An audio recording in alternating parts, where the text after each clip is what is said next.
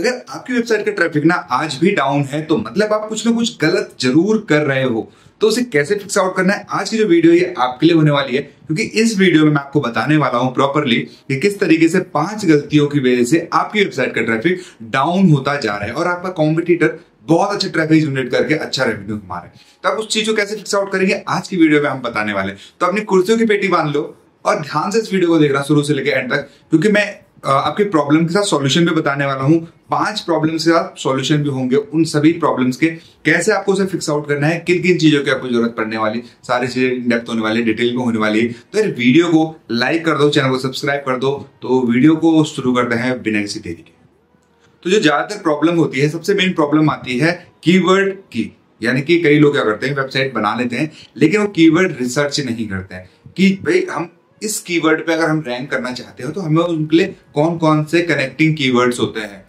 तो उस चीज के बारे में वो डिटेल में कभी सर्च नहीं करते हैं, उस चीज को फोकस नहीं करते। तो उससे सीधा वेबसाइट बनाई, कंटेंट डाला और डायरेक्टली हमने वेबसाइट में अपडेट कर दिया, तो उससे आपको रिजल्ट कभी भी नहीं मिलेगा। क्योंकि अगर आप जब तक कीवर्ड रिसर्च नहीं करोगे आपको पता नहीं चलेगा कि भाई ट्रैफिक कितना है, पहली चीज, ठीक है, उसमें कितने लोग एक्चुअल में उसको किस इंटेंट पे सर्च कर रहे हैं, तो वो भी चीजें आपको देखनी पड़ती है। तो कैसे देखोगे, अब उसको सॉल्यूशन में बता देता हूँ। प्रॉब्लम बता दी आपको कि भाई आप कीवर्ड को इग्नोर करो, तो उसे इग्नोर नहीं करना है। सबसे पहला सॉल्यूशन है उसमें आप गूगल कीवर्ड प्लानर यूज कर सकते हो, जिसमें आप कीवर्ड की पूरी डिटेल देख सकते हो। और अच्छे तरीके से देखना है, Ahref यूज करो, उसमें देख सकते हो। सैमरस यूज कर सकते हो आप, उबर सजेस्ट यूज कर सकते हो। इनमें से कोई भी आप यूज कर सकते हो, जो भी आपको सही लगता है वो यूज कर सकते हो। मैं आपको सजेस्ट करूंगा आप Ahref या सैमरस दोनों में से कोई भी इस्तेमाल कर सकते हो।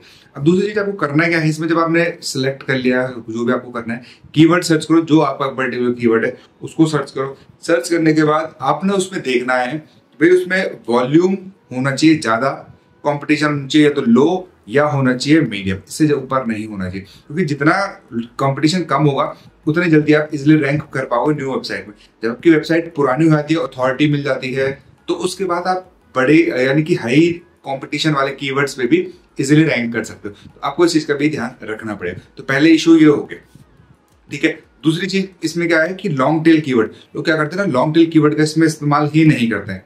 लॉन्ग टेल कीवर्ड अगर आप यूज नहीं करोगे तो आपकी वेबसाइट में आपको प्रॉब्लम आएगी।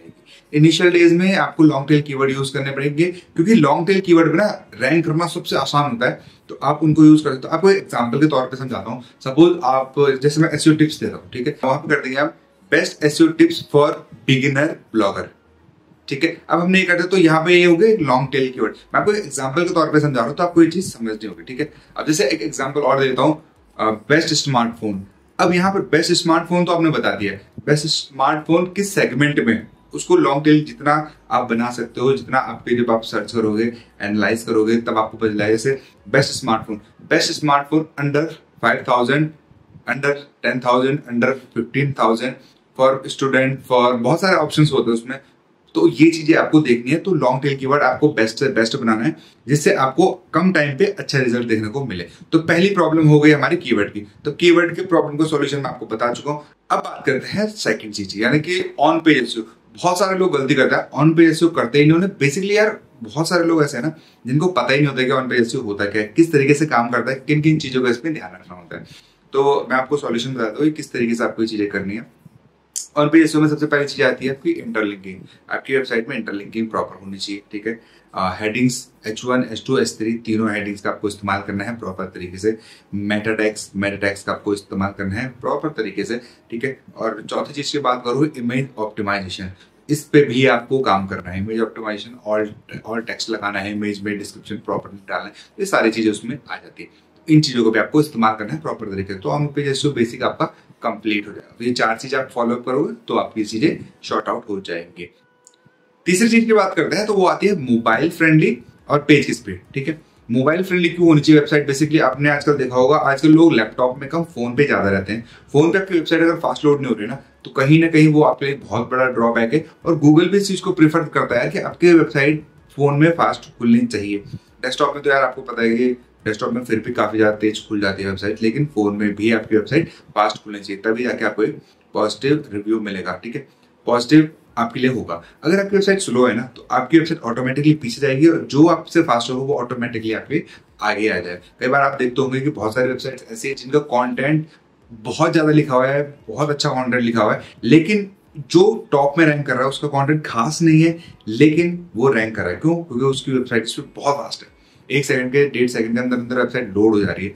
और जो बहुत अच्छा कंटेंट लिखा है उसकी वेबसाइट 10 सेकंड में लोड नहीं हो रही, तो कहीं ना कहीं ये इशू भी आता है। तो इस चीज को आपको ध्यान देना है। क्या क्या चाहिए आपको? इमेज ऑप्टिमाइजेशन बहुत ज्यादा जरूरी है, तो उसके लिए आप टाइनी पीएनजी इस्तेमाल कर सकते हो, ठीक है। उसके बाद आप सीडीएन का यूज कर सकते हो, जिससे आप अपनी वेबसाइट को फास्ट लोड करवा सकते हो, ठीक है। तीसरी चीज की अगर मैं बात करूं तो आप इस्तेमाल कर सकते हो लेजी लोड्स का, ठीक है। इसमें आपकी वीडियो और इमेजेस तब लोड होंगे जब उनकी जरूरत होगी, जब एक्चुअल में कोई यूजर वहां पर पहुंचेगा तभी जाके वो लोड होगा, तो इसका भी आप इस्तेमाल कर सकते हो। तो अब चौथी चीज की बात करें तो इसमें लिंक बिल्डिंग। बहुत कम लोग इस चीज पे ध्यान देते हैं, लेकिन लिंक बिल्डिंग भी एक बहुत इंपॉर्टेंट पार्ट है। ये ऑफ पेज एसईओ का पार्ट है, लेकिन आपको इस चीज पे भी ध्यान देना होगा कि लिंक बिल्डिंग एक्चुअल में करनी कैसे, ठीक है।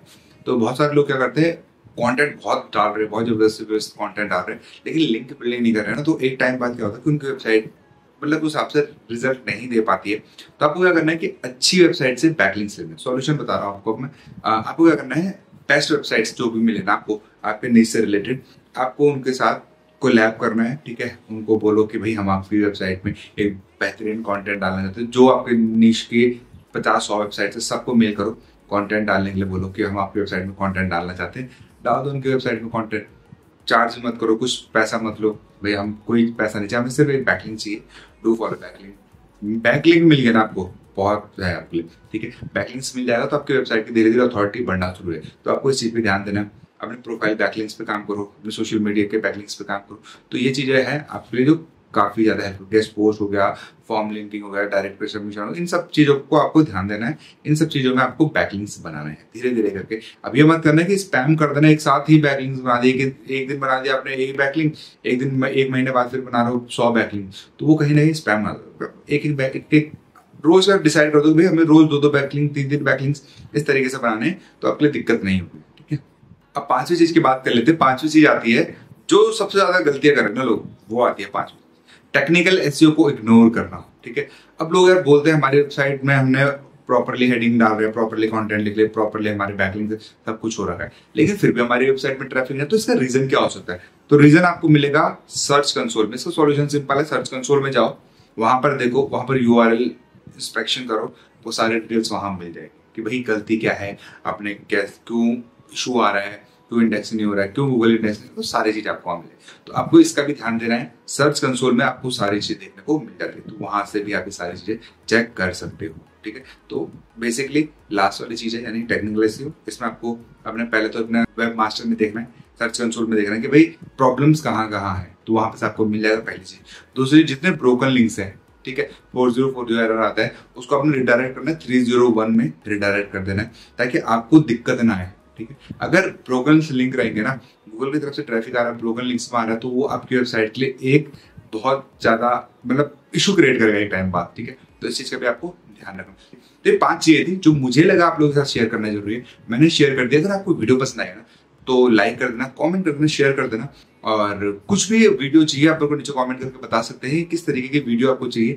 अगर आपको कुछ अलग से चाहिए, किसी पर्टिकुलर टॉपिक में चाहिए, तो वो भी आप हमें बता सकते हैं। मिलते हैं अगली वीडियो में, तब तक के लिए बाय।